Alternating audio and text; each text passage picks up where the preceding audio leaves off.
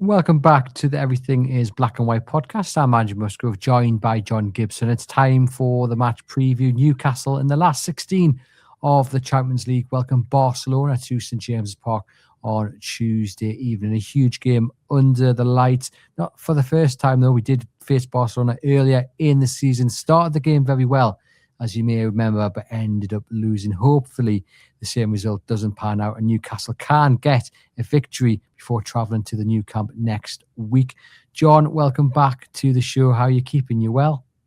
Well, living on a wing and a prayer, but still optimistic with my horizons being reduced by the game. Carabao Cup gone, FA Cup gone.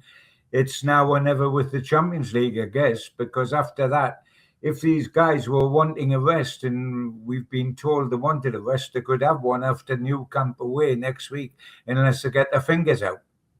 Yeah, indeed. And you mentioned there, John, it is very much now or never. And if you were going to pick a match and a club and a team to have to face when you're in that predicament, Barcelona would not be very high up the list, would they? Because they are a very, very good side. Yeah. And all we can hope for is that the Newcastle of old turn up, and when their backs are up against the wall, they suddenly somehow find the result. Yeah, we've lived on that dream for an awful long time. I think we said something like that before we played Manchester City in the FA Cup, didn't we? That Newcastle turn up on the day and we live in hope and all those things, and it's true. And we continue to do so because where there's life, there's hope. But I mean, we're asking for two miracles, Andrew. We're asking for a miracle tomorrow night, and we're asking for a miracle in the new camp. It's easier, and I tried to emphasize this before we played Man City. It's easier to achieve from an underdog situation in a one-off game. Over two legs, it's obviously quite as more difficult because Barca could lose tomorrow night as long as it wasn't heavily and still reverse it in the new camp.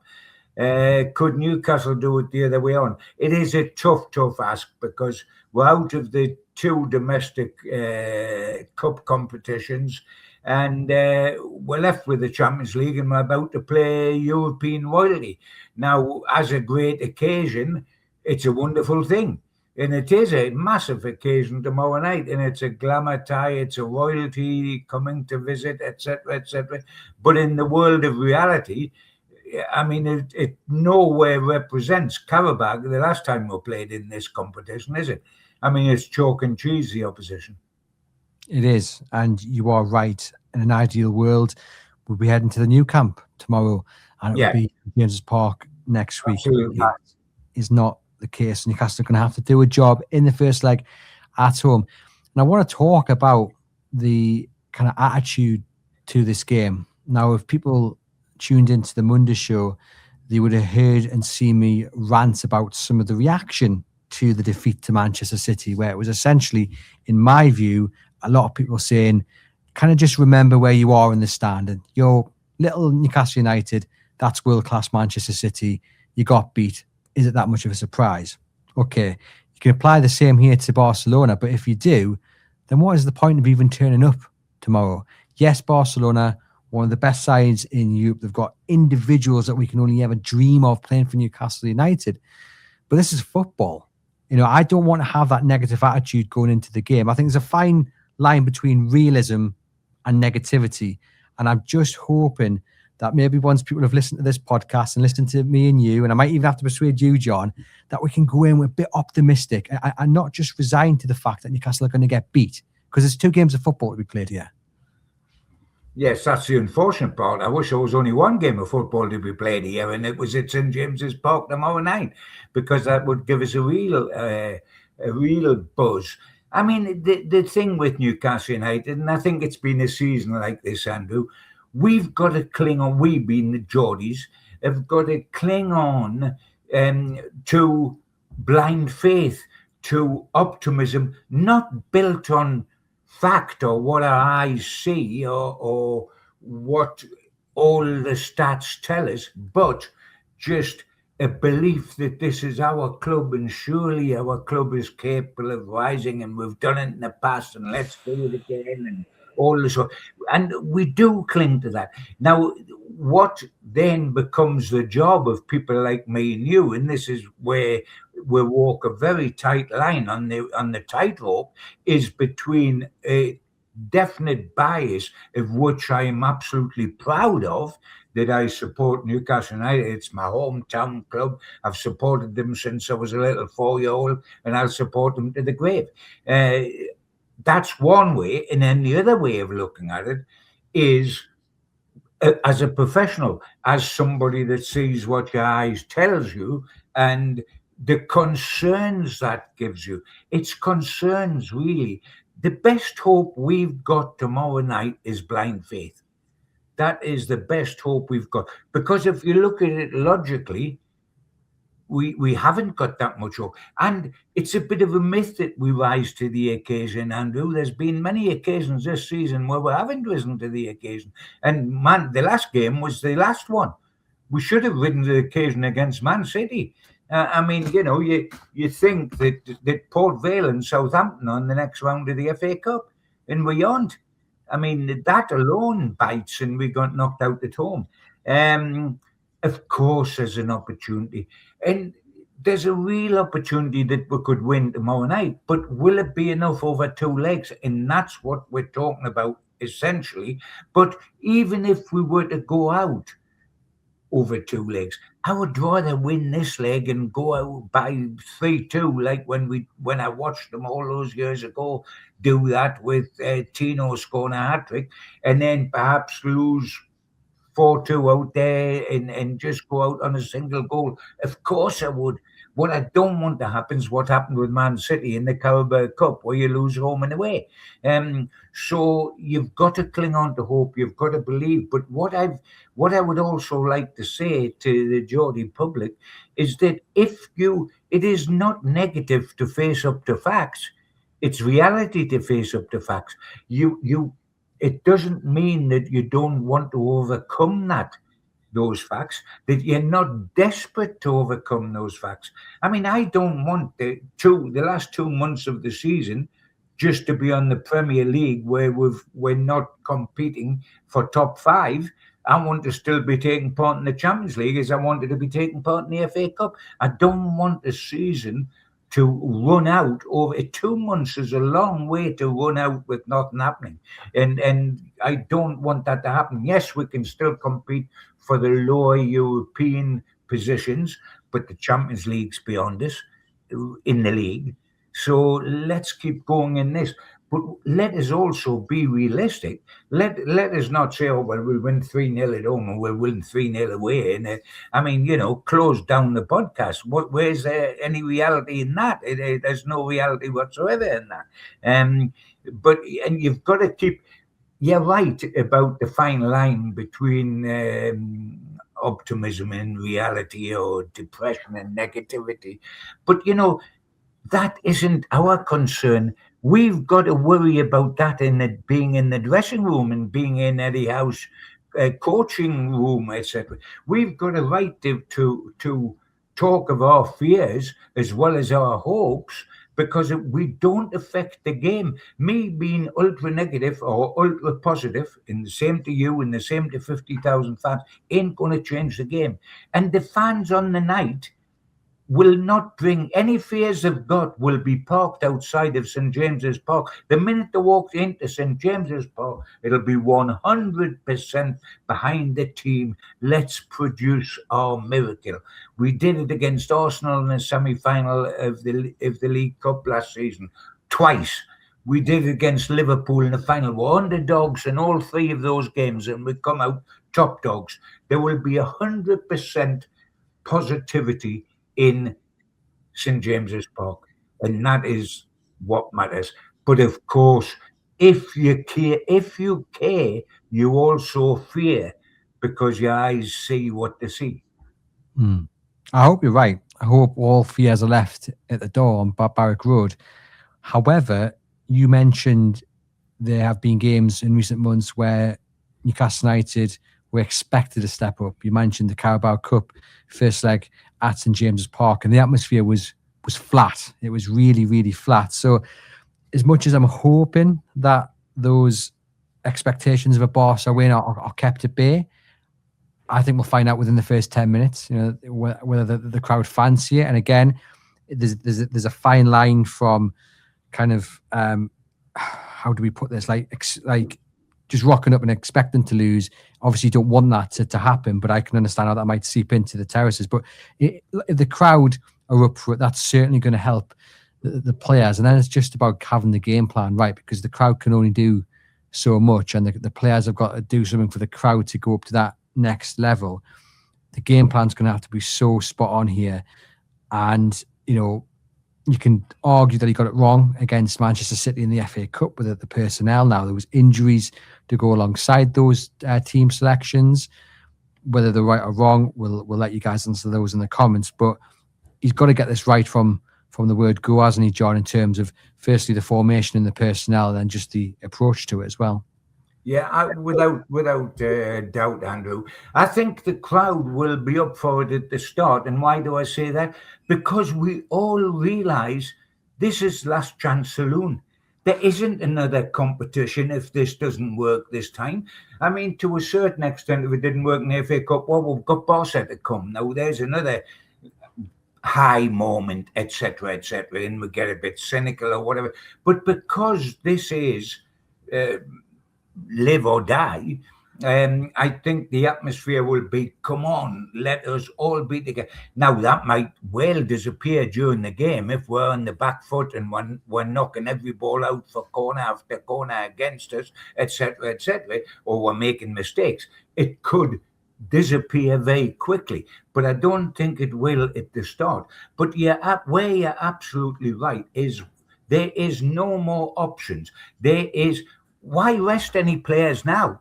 There's nothing else to come. I don't mean that, there's nothing else big to come. What would you rest the players for? Chelsea? No. And then you've got you camp and then off you go. So we've got to get it right. It can be argued, and I would be one of them that would argue it, that Eddie Howe got it terribly wrong against Manchester City. Not just in his starting level. Why do you leave out Gordon and Joe Linton? I, on the podcast before that game, asked him to play his best side. Said, we've got to play our best side because this is the competition we could possibly win. And there's not many more opportunities to that for the rest of the season. We blew it with the team sheet. And the two guys that come in for them, Asula and Voltemade, just never took the opportunity whatsoever. They looked awful. And then during the game, the man manager, if we give Eddie credit for what happened last season with the win at Wembley and qualifying for the Champions League, and so we should, and all the other things he's done, we've also got a right to say, was that wrong? And not only was I disappointed with the team sheet, but then when I saw that the changes that were made, substitutes, I mean, I'm suddenly watching my side, and Hall's playing right back, and Burns playing left back, and Willock's playing outside right. That's square pegs in round holes. It is not going to work. We've got to get it right in this game, because if City can do that, so can Barcelona, mine, and that is frightening. If we start with anything like getting the starting 11 wrong, or we start making changes that result in that sort of thing. I mean, we used to say that all Eddie did, bless him, was like for like subs. Now, that's the last thing he does. He turns everybody. I mean, I'm waiting for the sub goalkeeper to come on as an outside left. I mean, how many different changes are we going to make that just don't? I mean, players are still checking where they should be playing. I mean, some players played in 3 positions during the whole of the game. 3 totally different positions during the game. And I mean, that just looked like, in Las Vegas when the card people are chasing the coin They're chasing the coin and they're losing, and they're chasing the coin again, and they're gambling. They say, we'll put it all on that, on the Blacks, number 6. And in the hope that it'll come right. Inevitably, it doesn't. I thought we looked a bit like that. Yeah. So this time, we've got to get it right.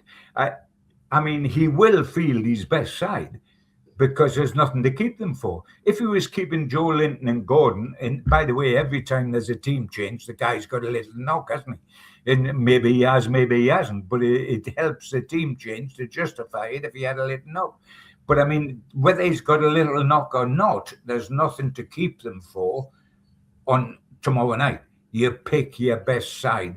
And then please, after doing that, can we not have any crazy substitutions? I mean, what's the odds of it working with Hall playing right back and Byrne, who's essentially a centre-half with no pace, playing left back?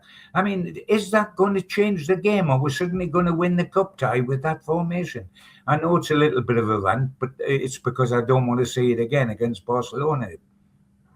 No, it's right what you say. We needed some clarity. I think the players needed a bit of clarity as well on Saturday. Newcastle don't want to find themselves in a position where they need to be chasing anything, and hopefully we can start the game. Newcastle can start the game in really good fashion and make the most of the chances, because the last time Barcelona were here, Newcastle arguably could have been 2 goals up and it didn't take their chances, and then Barcelona inevitably came back, and you can see the same thing happening again.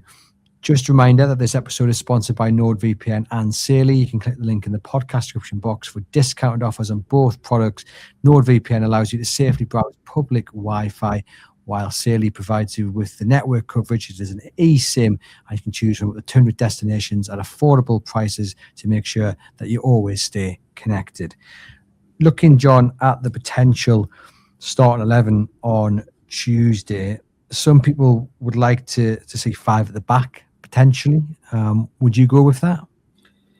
It's a great question, because, I mean, the reason why, if you go with that, the reason why is that we've let in 14 goals in our last 6 home matches.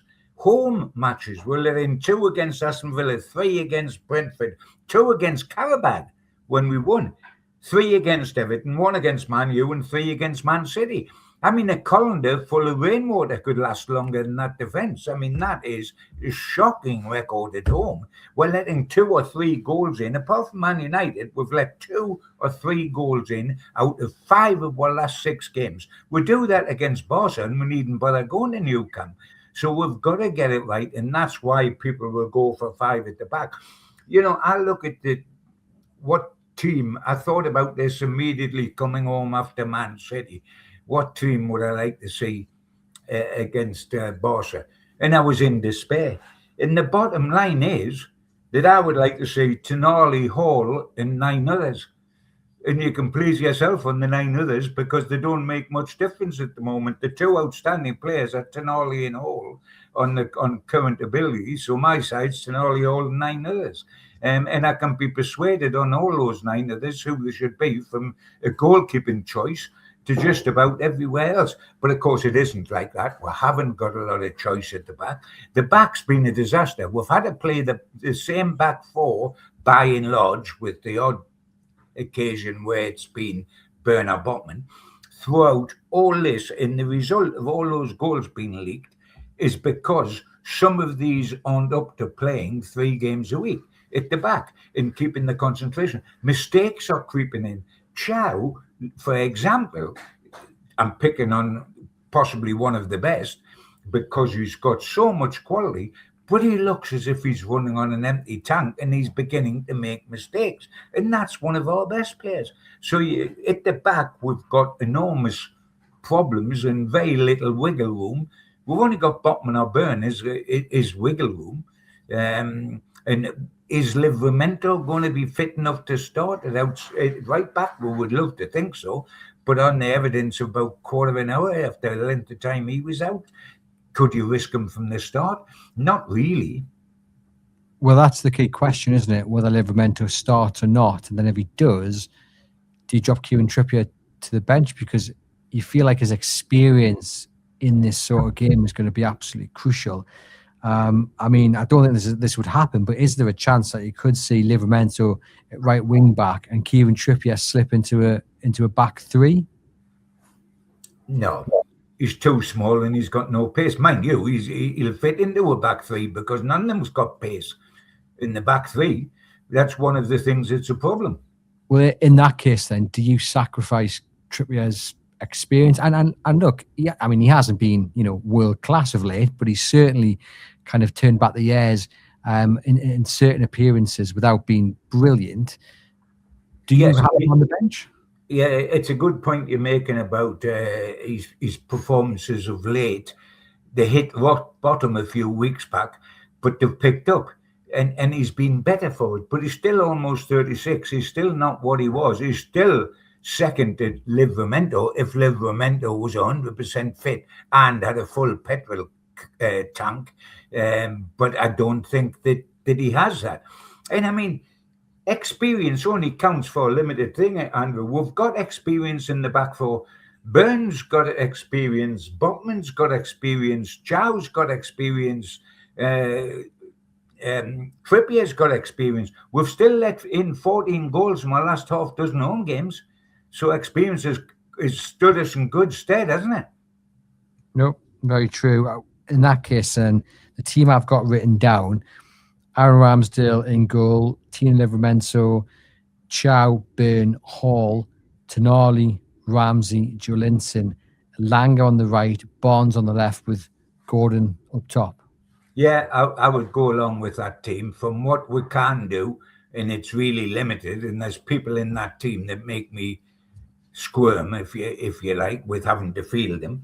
I mean, there's no way Voldemort or Schuler can start, in my humble opinion, because they're nowhere near the job. He doesn't know what Voldemort plays, but neither do any of us.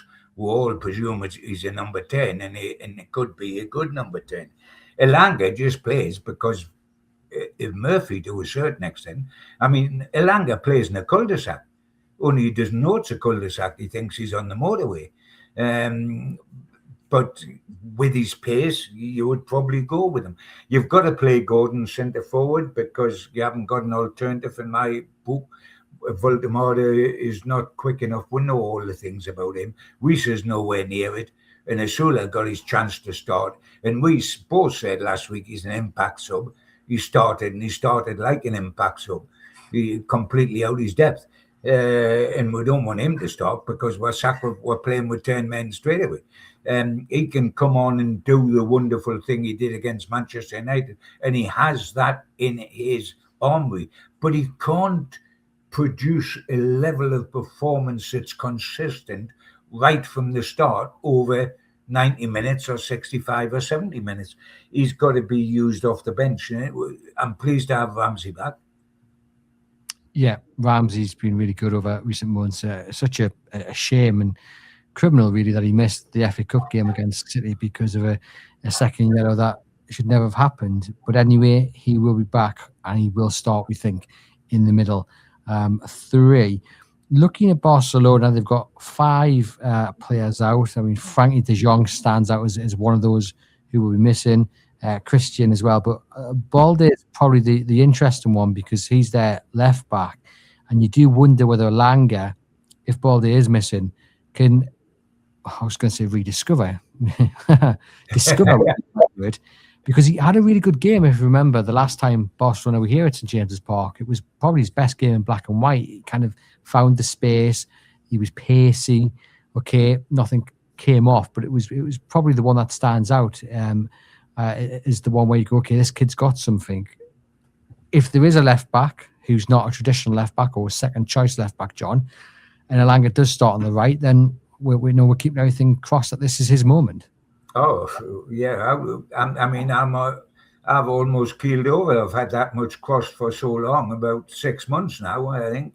But yeah, of course we do, because we love the black and whites and we want it to happen. We've got to cling on to any passing bit of flotsam in the wind.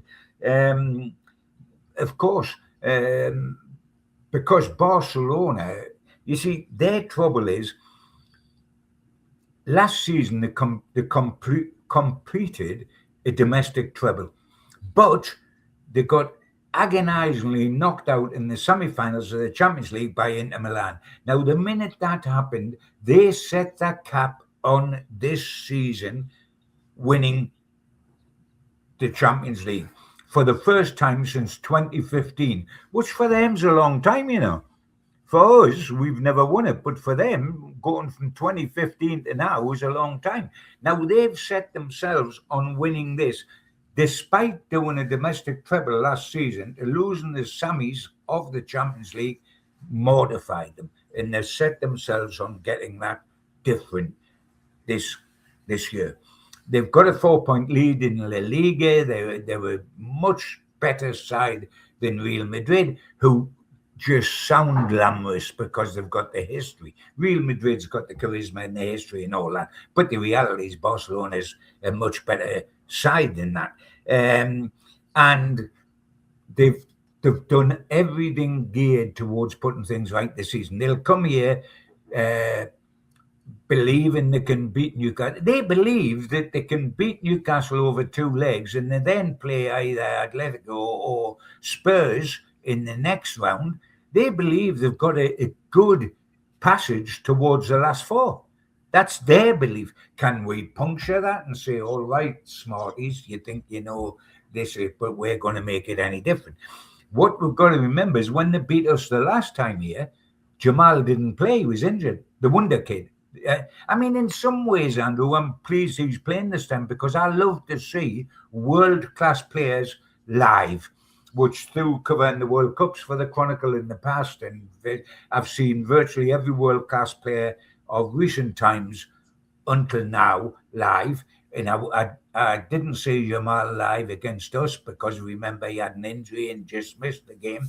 He scored the winner against Bilbao at the weekend. He'll play.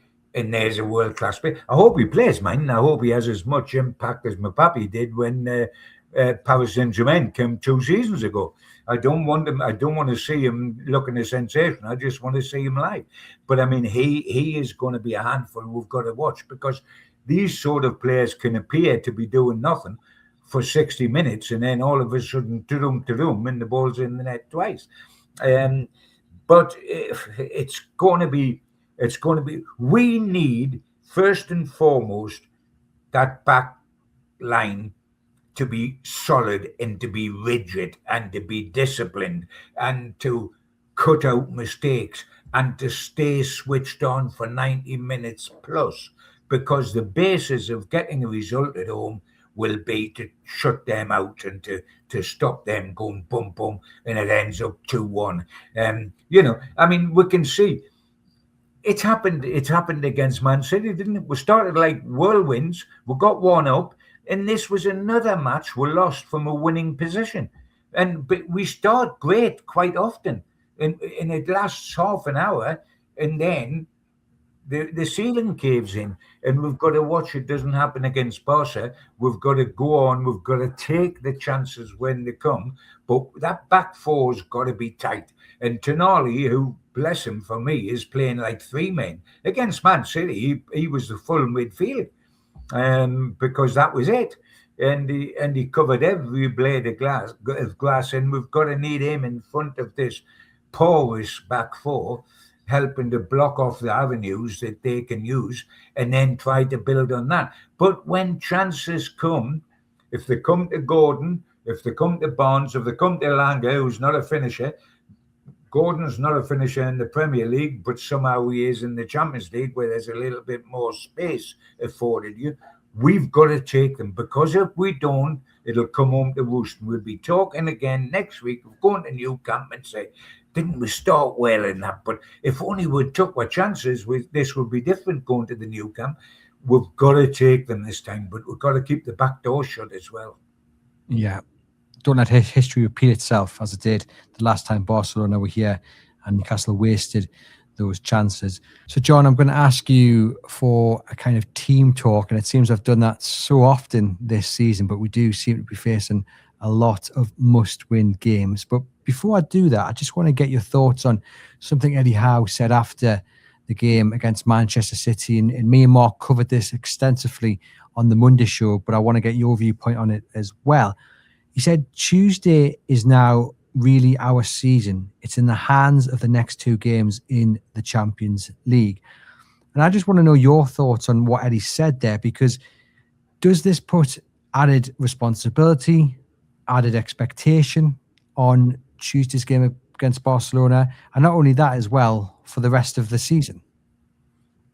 It's a reality check for the players, because these matches are passing them by and they all seem to think we'll catch the next bus that comes along. Oh, we've had the League Cup, we've got the semi-finals. What's the next bus that comes on? Oh, the FA Cup, we could get to Wembley in this. We'll catch that bus. And then the FA Cup comes along and we get knocked out. And what's the next bus along? Oh, we've got Barcelona. We've got another great day. Right, we'll have a go at that. He is right. It might not be a great message to certain people, but it's correct. If we finish at the new camp and we're out of the Champions League, we've got something like an 8-match run in to the end of the season, starting with a blistering game, by the way, at home to Sunderland. But we've got an 8-match run in over 2 months, and we've got no chance of making the Champions League unless Lady Luck has decided at long last she's going to give us everything and we're going to win every single game from then to the end of the season. This is it. This is what keeps our season alive. And this leads me into the team talk that if I was given any sort of team talk, that I would give to the players. I would say, I want you to remember what we did last season. Not only did we win our first trophy at Wembley, but we fought for 9 months to get back in the Champions League. We loved the Champions League that much when we played Paris Saint-Germain, but we felt we got a bad hand with the group of death and we went out too early. We fought right till the last day when we almost blew it, by the way, on the very last day, but we fought to get into the Champions League. We got into the Champions League. We've enjoyed it this year because of the extension and the extra teams, and we've won half a dozen Champions League matches. It's been a wonderful experience. But we have had stepping stones throughout the season, and we've slipped on the wet moss on this last stepping stone every time. And now we come to another moment like this. Only after Barcelona, there's no stepping stones unless we make them. If we fall on this one, we don't pick ourselves up and say, where's the next little wonderful moment we've got? We haven't got any after Barcelona unless we create them. And this is our chance to create them. The whole world will be looking at us because it's one of the best ties of the last 16, a top Premier League club against Barcelona. They'll all be looking at us, but they'll all also be expecting us over 2 legs to fail. Barca are the favourites, have already won at St James's Park. But you know what? We have always said to each other, the manager talking to the players, that if we get it right, we are capable of beating anyone. Well, it's about time we proved that this season. We proved it last season.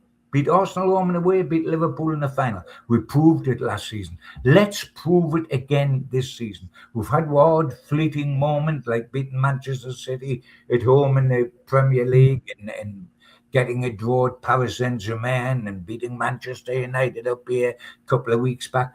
But this is the biggest one of the lot. If you look back, Tino Asprilla doesn't have to buy a drink or a meal when he comes to Newcastle on a visit. Why? Because he scored a hat-trick against Barcelona and we won. We've played them 4 times since and lost 4 times. Let us change that. And the first way of changing that is to win tomorrow night at home to Barcelona. If we win tomorrow night, even if the unthinkable happens, there's something we don't want to consider is that we actually go out at the new camp. We will still remember that win at St James's Park against Barcelona. That will cement your reputations from last season at Wembley.